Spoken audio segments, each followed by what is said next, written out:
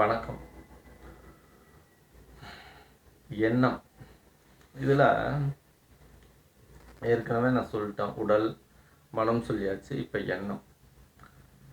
இப்போ நீங்கள் மனதுக்கு நீங்கள் மந்திரம் சொல்லிட்டீங்க. மந்திரம் சொன்னதுக்கப்புறம் எண்ணத்தை நீங்கள் மந்திரம் சொல்லிட்டு பயிற்சி பண்ணுறீங்க. அது ஒரு வருஷம் பண்ணீங்க. உடல் சுத்தம், பிராணாயாமம் பண்ணீங்க. மந்திரங்கள் ஒரு வருஷம் பண்ணுங்க. 2 வருஷம் ஆச்சு. 3வது வருஷம் நீங்கள் சர்வசாதாரணமாக எண்ணத்தை நீங்கள் கண்ட்ரோல் பண்ண முடியும். இப்போ நிறைய பேர் கண்ண மூடி உட்காந்துக்கிட்டு இதை அப்படி இப்படிலாம் பண்ணிட்டு இருக்கக்கூடாது. எண்ணத்தை கண்ட்ரோல் பண்ணால், தியானம் பண்ணோம்னா எண்ணம் கண்ட்ரோல் ஆகிடும். அதெல்லாம் உலகத்திலேயே ஒரு சில விஷயம் புரிஞ்சுதுன்னா அப்படி ஒரு நகைச்சுவை. அதுதான், கண்ண மூடி உட்காந்துட்டா மனம் கண்ட்ரோல் ஆகும். ஆகவே ஆகாது. எண்ணம் இப்போ மனதுக்கு மந்திரம் சொல்கிறோம், சக்தி அதிகரிக்குது. அதுக்கு சக்தி, மனசக்தி அதிகரித்த பிறகு தான் இப்போ எண்ணத்தை நம்ம கண்ட்ரோல் பண்ணணும். இந்த கிரியா யோகத்தில் எண்ணத்தை எப்படி கண்ட்ரோல் பண்ணணும்னு ஒரு வரமுறை இருக்குது. என்ன சொல்லியிருக்காருன்னா இறைவன், நீ ஒரு செயலை செஞ்சுக்கிட்டு இருக்க, அந்த செயலை தொடர்ந்து எண்ணத்தை இயக்கிக்கிட்டே இருக்கிறது. எண்ணத்துக்கு ஒரு இயக்கம் கொடுத்துக்கிட்டே இருக்கணும். என்னன்னா, நிறைய விஷயத்த நீ எண்ணத்துக்குள்ள கொண்டு வந்தீங்கன்னா வலிமை குறைஞ்சிடும். உதாரணத்துக்கு நீங்கள் ஒரு ஒரு அட்டைப்பெட்டிக்குள்ளே நிறையா பொருட்களை துணிச்சிங்கன்னு வைங்களேன், அட்டைப்பெட்டி கிழிஞ்சிடும் இல்லையா? அதுபோல் நிறையா பொருள்களை அட்டைப்பெட்டிக்குள்ளே திணிக்கும் போது கிழிஞ்சிடும். நம்ம எண்ணங்களை அதிகமாக வச்சுருந்தோம்னா என்னம்னா, இந்த மனசு கிழிஞ்சிடும். அப்போ எண்ணங்களை நம்ம குறைக்கணும். எண்ணங்களை குறைக்கணும்னா, எவ்வளோ பெரிய விஷயமா இருந்தாலும் நம்ம எண்ணத்தை குறைச்சிட்டோம்னா அடுத்த ஸ்டெப் போயிடலாம். இப்போ எண்ணத்தை நம்ம குறைக்கிறதுக்கு என்ன வேணால் செய்யலாம் அப்படிங்கிறது தான் நம்ம இது முக்கியமான பகுதி. அப்போ எண்ணத்தை குறைக்கிறதுக்கு நம்ம இந்த அநாகத சக்கரத்தில் தான் நம்ம விஷயத்தை கொண்டு வரோம். அப்போ நீங்கள் எண்ணத்தை குறைக்கணும்னாவே தியானம் அப்படிங்கிற ஒரு படிநிலைக்கு வச்சுட்டீங்க. அப்போ மனசக்தியை நம்ம அதிகரித்து வச்சுருக்கோம் மந்திரத்தால். இப்போ எண்ணத்தை நம்ம அதிகமாக ஒரு நிலையாக எண்ணங்களை குறைக்கணும். அப்போ நம்ம இந்த இடத்த நம்ம நினைக்கணும். இந்த இடத்த நினைக்கிறதுக்கு சாதாரணமாக நம்ம மனசக்தியை இங்கே கொண்டு வர முடியாது. இப்படின்னா எனக்கு வருது, இப்படின்னா இந்த எண்ணத்தை இங்கே கொண்டு வர முடியாது. அப்படி உங்களால் முடியுதுன்னா நீங்கள் நிறைய பயிற்சி பண்ணியிருந்தா தான் அது முடியும்.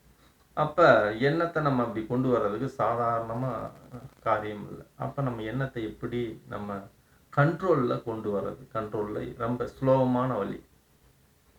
ஒரு பொருள் நூல் கட்டி தொங்க விட்டுருங்க. அதாவது உதாரணத்துக்கு ஒரு சோடா மூடி, இந்த மாதிரி சோடா மூடி இருக்குது பார்த்தீங்களா? சோடா மூடி, ஏதாவது ஒரு வளையலை நூல் கட்டி தொங்க விட்டிங்கன்னா சென்டரில் தொங்கும். வளையல் தொங்குச்சுன்னு வைங்களேன், வளையலை இப்படி ஆட்டி விடுங்க. வளையல் இங்கே போய் இப்படி ஆடிட்டே இருக்கும். பார்த்தீங்கன்னா வளையலை கட்டி தொங்க விட்டிங்கன்னா, நீங்களே கட்டி தொங்க விட்டுட்டு இப்படி ஆட்டி விடுங்க. ஆட்டி விட்டிங்கன்னா இங்கேயும் போகும். அப்போ நீங்கள் இந்த ஆடிட்டு இருக்கிற வளையலை பார்த்துக்கிட்டே இருக்கணும். வளையலோட கண்ணில், உங்கள் கண் பார்வை வளையல தான் இருக்கணும்.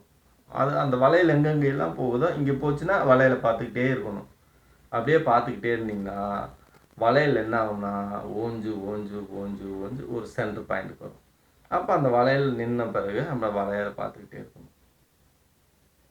நின்றுச்சா?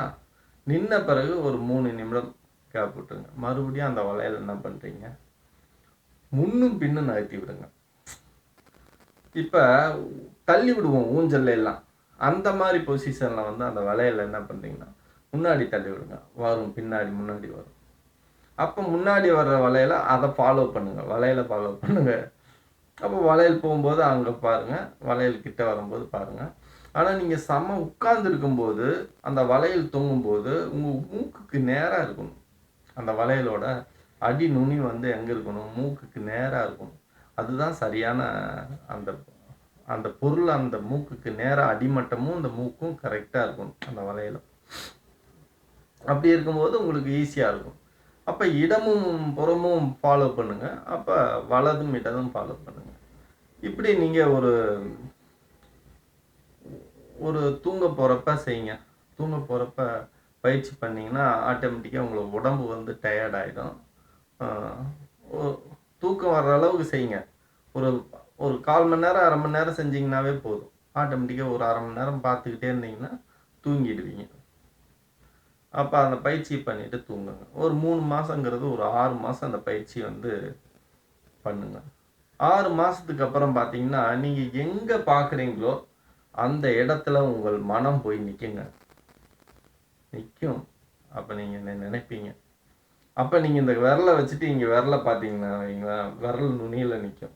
விரலை பார்த்தீங்கன்னா விரல் நுனியில் நிற்கும். இங்கே ஒரு சக்தி உருவாகும் நீங்கள் பார்க்கும்போது. அப்போ நீங்கள் அநாகத சக்கரத்தை நினைங்க. எண்ணம் இங்கே வரும். சிந்தனை அப்படியே சக்குன்னு வந்து நிற்கும். இப்படித்தான் எண்ணத்தை வந்து நீங்கள் கண்ட்ரோல் பண்ணி இந்த மையப்புள்ளிக்கு கொண்டு வரீங்க. அப்போ எண்ணத்தை நீங்கள் அநாகத சக்கரத்தில் வச்சுட்டீங்க. ஓகேவா? நன்றி. அடுத்து நன்றி.